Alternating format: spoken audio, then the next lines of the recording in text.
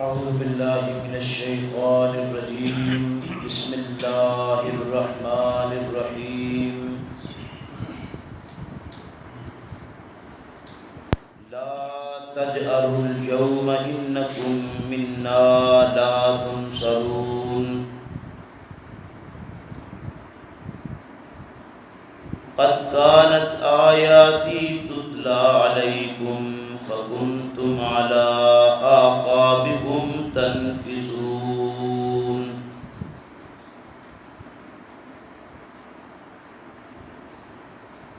لا تجأروا اليوم، آج کے دن آہوزاری نہ کرو، انکم منا لا تنصرون، کہ اس آہوزاری سے اب کیا فائدہ کہ تمہیں ہماری طرف سے ہرگز کسی طرح کی مدد نہیں دی جائے گی، تم ہماری طرف سے کسی طرح کی مدد پانے والے نہیں ہو۔ قد کانت آیاتی، ایک وقت تھا کہ آیتیں میری تھیں، تتلی علیکم، جو پڑھی جاتی تھی اوپر تمہارے، پڑھی جاتی تھی سامنے تمہارے، پڑھی جاتی تھی آگے تمہارے، فکنتم علی اعقابکم تنکصون، اور تم تھے کہ الٹے پاؤں بھاگنے لگے تھے۔ سبحان ربک رب العزت عما یصفون وسلام علی المرسلین والحمد للہ رب العالمین۔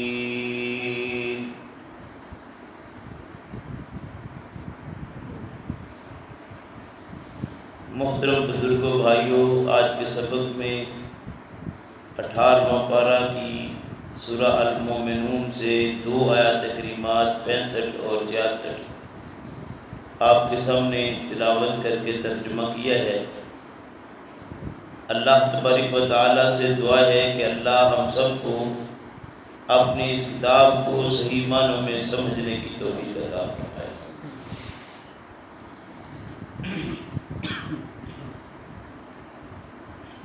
آج کے سبق میں ارشاد یہ فرمایا جا رہا ہے کہ لوگوں، ابھی آپ کے پاس وقت موجود ہے،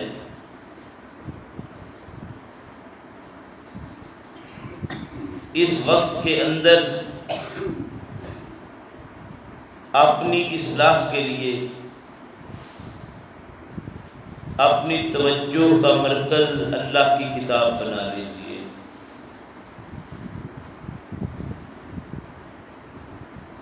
اگر آج اپنی توجہ کا مرکز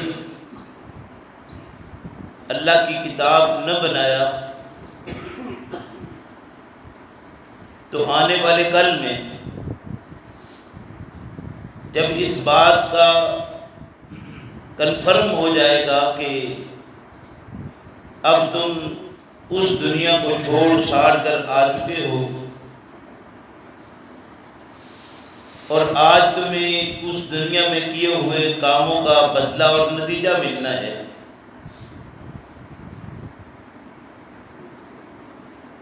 اور کل تم ہر طرح سے مدد دیے جاتے رہے،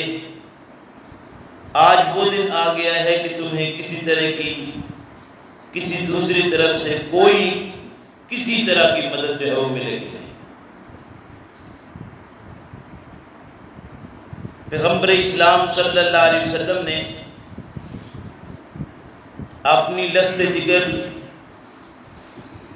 سیدہ فاطمہ الزہرا رضی اللہ عنہا کو یوں بیان فرمایا کہ یا فاطمہ، تو اے میری بیٹی فاطمہ، سلینی من مالی ما شئت، میرے مال دولت میں سے جو چاہتی ہے وہ لے لے، آج وقت ہے اس وقت کے اندر میرے سے جو طلب کرتی ہے، جو چاہتی ہے وہ حاصل کر لے۔ لا اغنی عنک من اللہ شیئا، ان قریب ایک وہ وقت آئے گا کہ ہم سب اللہ کی طرف اکٹھے ہوں گے، تو وہاں لا اغنی عنک، میں کسی طرح کی کوئی تیری مدد نہیں کر پاؤں گا، کسی طرح سے میں تجھے غنی نہیں کر پاؤں گا، کوئی چیز میں تجھے وہاں نہیں دے پاؤں گا۔ وہاں ایک ہی چیز ہے کہ جو آپ اپنا عمل لے کر گئے ہوں گے، اس کے علاوہ کوئی چیز تمہارے پاس میری طرف سے نہیں ہوگی۔ گویا پیغمبر اسلام صلی اللہ علیہ وسلم کی طرف سے جو وسیلہ اور سفارش ہے وہ بھی صرف یہی ہے کہ آج زندگی کے اندر ہم اپنے کردار کو اس طرح بنا لیں جس طرح کا کردار پیغمبر اسلام صلی اللہ علیہ وسلم نے ہمیں دیا ہے۔ آج اگر اس سے ہم نے راہ فرار اختیار کی تو پھر کل قیامت کے دن یہ ہمارا خیال ہو کہ ہمارے لیے کوئی سلسلہ ایسا بن جائے گا تو پیغمبر اسلام صلی اللہ علیہ وسلم کی طرف سے کوئی ایسی مدد آنے والی نہیں ہے۔ اللہ رب کریم ارشاد فرماتے ہیں لا تجأروا اليوم، آج کے دن آہوزاری نہ کرو کیونکہ اس آہوزاری کا آپ کو کوئی فائدہ نہیں ہے۔ انکم منا لا تنصرون، تم کو ہماری طرف سے کسی طرح کی کوئی مدد ملنے والی نہیں ہے۔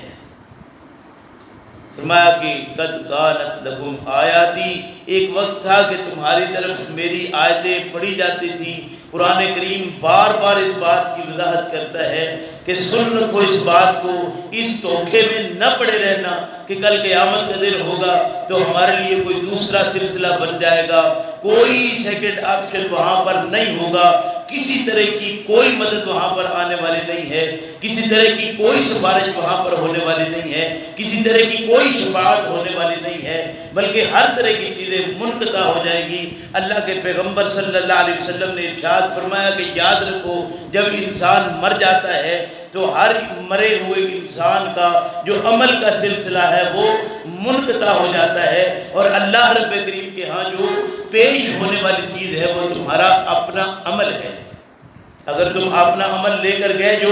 وہ سارے کا سارا اللہ کے فضل و کرم سے تم اپنا موجود پاؤ گے، اور اس کے علاوہ کوئی نظریہ لے کر چلے گئے تو یہ دھوکہ ہے جو دنیا کی زندگی نے یا دنیا کے رہنے والوں نے آپ کو کسی دھوکے میں مبتلا کیا ہے، اس کے علاوہ کوئی چیز نہیں ہے۔ قد کانت آیاتی تتلی علیکم، تمہارے اوپر قرآن کریم کی آیتیں تمہارے سامنے تلاوت کی جاتی ہیں، پڑھی جاتی ہیں، تمہیں یہ باور کروایا جاتا ہے کہ اللہ کی کتاب کیا کہتی ہے، لیکن تم کیا ہو کہ تم اس سے الٹے پاؤں بھاگنے لگتے ہو۔ یعنی قرآن جب پڑھا جاتا ہے تو تم اس سے بھاگنا شروع کر دیتے ہو اور اپنی من مرضی کی چیزوں کی طرف چلے جاتے ہو۔ سہل بن سعد رضی اللہ عنہ بیان کرتے ہیں کہ ایک مرتبہ ہم لوگ بیٹھے ہوئے تلاوت کر رہے تھے مسجد نبوی کے اندر قرآن کریم کی، تو پیغمبر اسلام صلی اللہ علیہ وسلم تشریف لائے۔ آپ صلی اللہ علیہ وسلم نے ہمیں جب قرآن کریم کی تلاوت کرتے دیکھا، آپ نے فرمایا الحمدللہ الحمدللہ کہ اللہ کی کتاب ایک ہی ہے اور تم میں سرخ ہوں، سفید ہوں، کالے ہوں، جیسے لوگ بھی اس کو پڑھنے والے ہو، یہ اللہ کا فضل ہے۔ فرمایا قرآن پڑھا کرو، بعد میں آنے والے لوگ ایسے قرآن کریم کو پڑھیں گے، فرمایا کہ جو حروف تو تیر کی طرح سیدھا کرتے ہوئے پڑھیں گے، مخارج تو شاندار قسم کے وہ ادا کریں گے، قرآن کریم کے تلفظ کی ادائیگی تو بہت خوبصورت طریقے سے ان کی ہوگی، قرأت تو بڑی بڑی وہ کر پائیں گے اور لوگوں سے بڑی بڑی وہ داد وصول کریں گے۔ فرمایا کہ یاد رکھو وہ لوگ ہوں گے جو اپنا اجر دنیا ہی سے طلب کرنے والے ہوں گے، دنیا ہی سے حاصل کرنے والے ہوں گے، آخرت کے لیے ان کا کوئی خیال نہیں ہوگا کہ ہم قرآن کریم کی تلاوت اس طرح کریں کہ قرآن کریم کی تفہیم کر کے اپنی زندگی کے اندر اپنے کردار کو وہ بنا لیں جو قرآن کریم کہتا ہے۔ نہیں، وہ کردار اپنی مرضی کا رکھیں گے اور معاملات سارے نام قرآن کریم کا، نام اللہ کا، نام اللہ کے رسول صلی اللہ علیہ وسلم کا استعمال کریں گے۔ دیکھو قرآن کریم وہ چیز ہے کہ اس کے اندر ہر طرح کے عقلی دلائل موجود ہیں، اور غیر مسلم اس سے اگر خوف زدہ ہے تو وہ صرف اور صرف اس لیے ہے کہ اگر قرآن کریم کو پڑھ لیا تو ہمیں اپنا دین بدلنا پڑ جائے گا، اور ہم اس لیے اس سے خوف زدہ ہیں کہ ہمیں ہر وقت یہ خیال رہتا ہے کہ اگر ہم قرآن کی طرف آ گئے تو ہمیں اپنی خرابیوں کو جو ہم نے زندگی میں اپنا لی ہوئی ہیں ان کو چھوڑنا پڑے گا، ان خرابیوں کو درست کرنا پڑے گا، اور ان خرابیوں کو درست کرنے کے لیے ہم اس وقت خود تیار نہیں ہیں۔ قرآن کریم سے جو ہم دور ہیں تو اس دوری کا نتیجہ کیا ہے کہ آج زمانے کے اندر الربا خوری ہے، بے پردگی ہے، بے حیائی ہے، غیر شادی شدہ لوگوں کی کثرت موجود ہے، کم سن بچوں کے اندر نامناسب بے باکی موجود ہے، اخلاقی بے راہ روی ہے، گھریلو جھگڑے ہیں، قطع رحمی ہے، والدین کی ناقدری ہے، میوزک گروپ زمانے کے اندر دندناتے پھرتے ہیں، یہ کھیلوں میں دلچسپی ہے، رشوت خوری ہر جگہ پر ہے، چوری ہے، ڈاکے ہیں، قتل ہے، آلودگی ہے،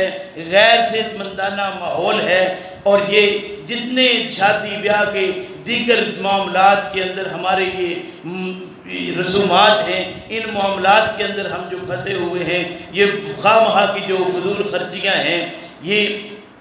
پیروں اور عالموں کی جو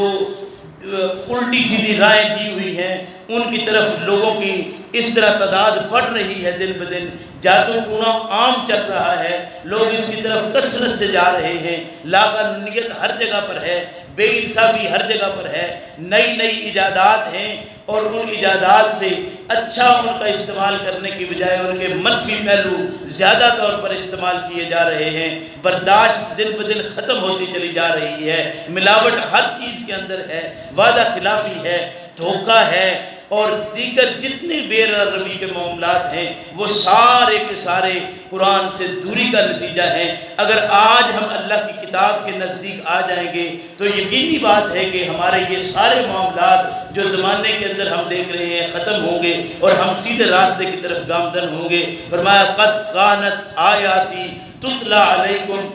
ایک وقت تھا کہ ہماری آیتیں تمہارے سامنے تلاوت کی جاتی تھی، پڑھی جاتی تھی، ان کا بتایا جاتا تھا، وہ علم تمہیں سکھایا جاتا تھا، فَكُنْتُمْ عَلَىٰ أَعْقَابِكُمْ تَنْكِصُونَ، لیکن تم کیا کرتے تھے کہ تم اللہ کی کتاب سے، اللہ کی آیتوں سے دور بھاگنے والے تھے، الٹے پاؤں پھر کر بھاگنے والے تھے، اور دوسری چیزوں کو اپنے اوپر حاوی کیا ہوا تھا۔ اللہ ہم سب کو اس بات کی توفیق عطا فرمائے کہ ہم اللہ کی کتاب صحیح معنوں میں سمجھنے کی کوشش کریں۔ اللہ کے پیغمبر محمد الرسول اللہ صلی اللہ علیہ وسلم اپنے